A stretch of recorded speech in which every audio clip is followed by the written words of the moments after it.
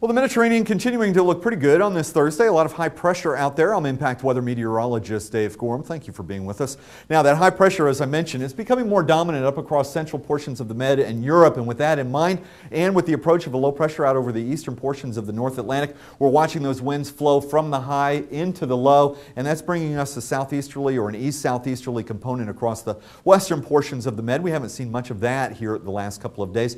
Central Med, again, not too much going on, dominated by high pressure. And then the Black Sea, we've got that low pressure trough and the low pressure. In fact, let me put the satellite photos into motion. You can see that broad area of counterclockwise circulation, a little bit of a trough of low pressure.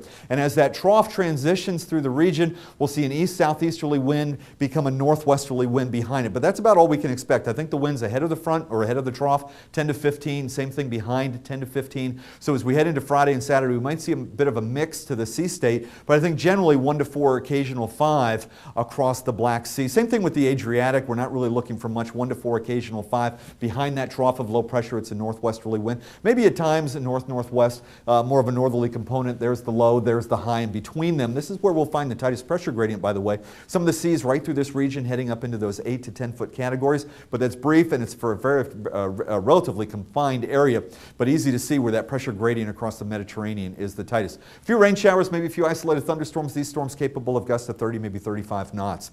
Now, as we look at the combined seas, this is finally 0-6C, early Friday morning for Western Europe, mid-morning for the central and eastern portions of Europe. We still see a lot of high pressure, really not too much going on, but as we look at the combined seas, this is our area where we'll see those elevated seas. The yellows at times a little bit of red, the red as I mentioned indicating 8 to 10, but on either side of that, off to the west, 0 to 2, that occasional wave up to about 5, maybe 6 feet, 0 to 2, 2 to 4 with that occasional wave. Over into the eastern portions of the Mediterranean, again not really looking for too much out through this region, 0 to 2, 2 to 4 up into the Black Sea, as I mentioned, generally 1 to 4, occasional 5 throughout the forecast period. As we go through there, you'll see these winds begin to spread out, taking those seas down into the Gulf of Sidra. These yellow colors, once again, 6 to 8 feet combined seas, but no real significant changes. It's 36, 42, and finally this is what it looks like by 12Z on Saturday.